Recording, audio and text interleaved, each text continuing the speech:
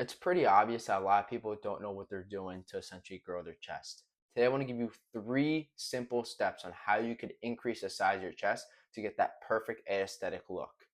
Doing these 3 things has helped me achieve my body in ultimately double X the speed because I was able to compound my growth at a quicker rate. So today, guys, if you stay to the end, I'm going to show you how you can take your physique today to get to your dream physique and give you the 3 simple steps on how to get there. And I'll even throw a bonus tip at the end if you stay to it. And that really helped accelerate my growth at, I'd say, like 4x the speed. So again, guys, let's get right into the video. So a lot of people want the big chest because, the big chest, if you have a chest that kind of pushes out and essentially your stomach's that push is inverted in, you really get the aesthetic look. And a lot of people want something like this, but they essentially don't know how to go about it. So today I want to be breaking that down just for you right here. So when we talk about the perfect aesthetic look and how we get the bigger chest, we have to look at our foundational frameworks. And the way I want you guys to look at this is the essential blueprint we're going to go over. So the blueprint, when I talk about this, guys, we have to look at the chest. How do we hit all parts of the chest the right way? And when we ask ourselves these questions, there's kind of a simple step-by-step guide I want to give to you right here and right now. So when we talk about this, we have to look at the compounds and then the isolation movements. So when we talk about the compounds, what's a compound movement that hits the entire chest? And you guys are probably thinking the bench press. And yes, you're correct. But there's different variations of the bench press that we could use. So when our growth gets stagnant, we could use different variations of the ability to hit the same muscle group in a different way to stimulate the stagnant growth or progress plateaus. So again, guys, we have to look at compound lifts. So if we take the bench press, but our bench press is essentially getting installed with stagnant growth, we have to ask ourselves, how can we go about it a different way? And to answer that question, there are 2 different ways we can go about it. So say if we're using a standard bench press, we could look at a Smith machine bench press. You may think it's the same thing, but guys, every movement hits a different variation of the muscle because when we look at a Smith machine, it's a fixed motion. And essentially when we go on the bench press, there's, the ability to move the different types of angles when doing the bench press. So it's definitely not the same movement, which is the ability to overcome the stagnant growth. If we could do different, essentially do different exercises that hit the same muscle group, it'll allow us to overcome the stagnant growth as I just mentioned. So again, guys, we have like a bench press, we have a Smith machine, which are 2 different exercises. We have dumbbell presses and we have standard machines.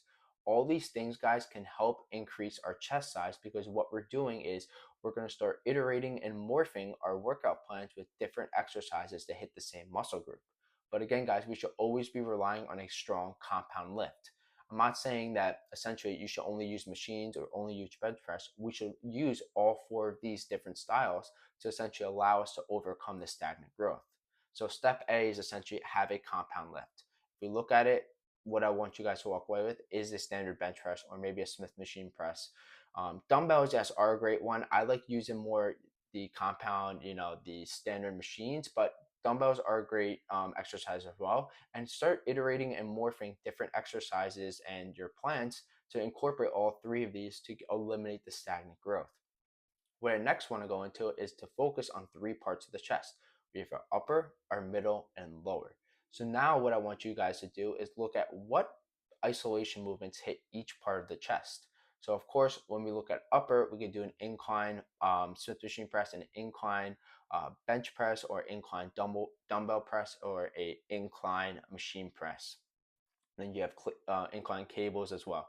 All these different things, guys. And essentially, if we're able to do that, we have 3 or 4 different exercises for each part of the chest. We could then incorporate all different types of workout plans to make sure we're getting this growth and to eliminate the stagnant growth, guys, as I keep on mentioning, because that's how we get progress plateaus. You're going to essentially to the gym and you're not seeing results. Your time is outweighing the results.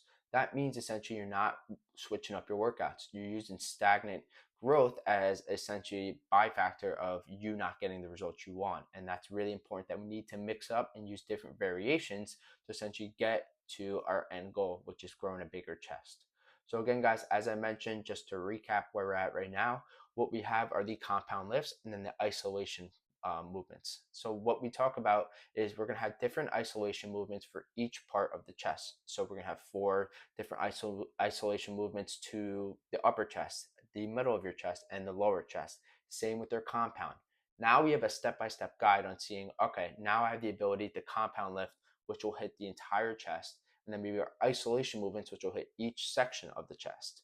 So if we look about that, there's 4 main exercises and then different variations for each one. So again, guys, that's how the essential get the blueprint to see how we're going to build our chest. Next, we're going to have to complement this with the nutrition, which is step number 2. Step number 2 is making sure we increase our protein intake. So guys, our protein intake is huge for muscle growth. We should be consuming anywhere from 1 to 1.4 grams of protein per pound of body weight. The more we do this, the more we can actually build muscle quicker. We'll feel fuller for longer periods, essentially consume less calories. So when we do stuff like this, guys, when we're pairing our nutrition and our training together, we're getting a key formula for success. And it's a really good way to think about our training, because if we're not eating right, then we're not going to see the results, and we're only going to get half the results in half the amount of time. But if we're eating right and training right, forget about it. You will see the results at a quicker rate.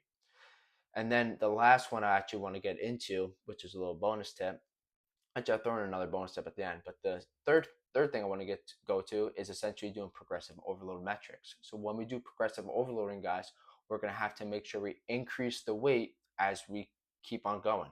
So to get this in simple words, essentially, when we talk about progressive overloading, what I want you guys to do is, if you have a rep range anywhere from 6 to 8, just know that it's probably a weight you're very comfortable with, essentially, and we need to get our muscle to the full exertion of it. So what I want you guys to do is increase the weight. So I'll give you a perfect example that makes it very simple and easy to understand.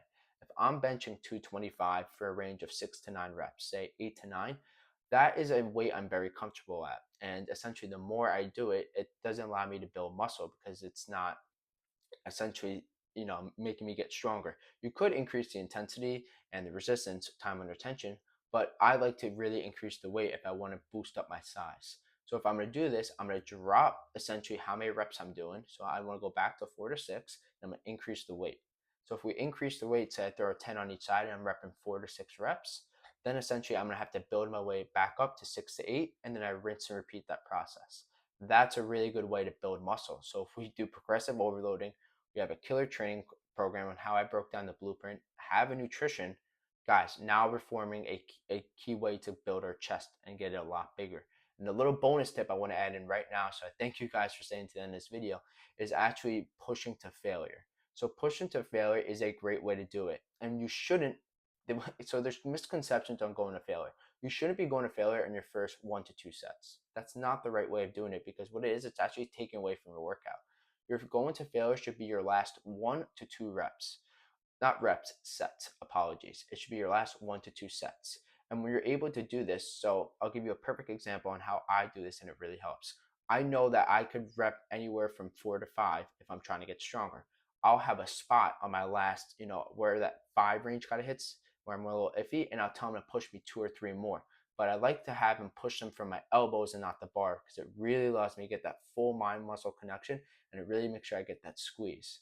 So if you're able to do this for your last couple of sets for each of your workouts, then you'll really be able to stimulate or overcome the stagnant growth and to build the chest quicker. Not letting your body get comfortable to overcome these progress plateaus. That's a little pro tip. I hope that took me a little while to really understand. So please run with that one. And even another bonus tip. So, just throw them out there, because I appreciate you guys staying to the end, is make sure when you're counting your protein, guys, make sure you count it in your head. How many grams? What's your end goal for the day? So what I do in a day is, I know I have to hit anywhere from 200 to 225. I count what I eat in a day to make sure I'm hitting my protein intake. It's a really simple way to go about it, but it makes you stay on track and stay accountable. So cool little tip. Make sure you use that. It definitely helps you, and it just makes it a little easier. So again, guys, I hope I answered the question, how to get yourself a bigger chest and how to go about it the right way. What's a little more simplistic way of looking at it. So again, guys, thank you for watching another great video on the channel. As always, if you thought this video was helpful, give me that thumbs up. Or if anything, click that subscribe button if you haven't already. But again, guys, please make sure you leave down a comment below of some of the, your favorite points, or some points that you think that could really help you get your aesthetic chest and really increase the size of it. I appreciate you guys staying to the end as always, and thank you again for watching another video on the channel. As always, guys, Make sure you leave a comment down below in future videos you want on how it could really be an asset on behalf of your fitness journey. And I couldn't be more than happy to make some information or some videos to explain just that. So thank you again, guys, for watching another great video on the channel, and I'll go ahead and see you in the next one.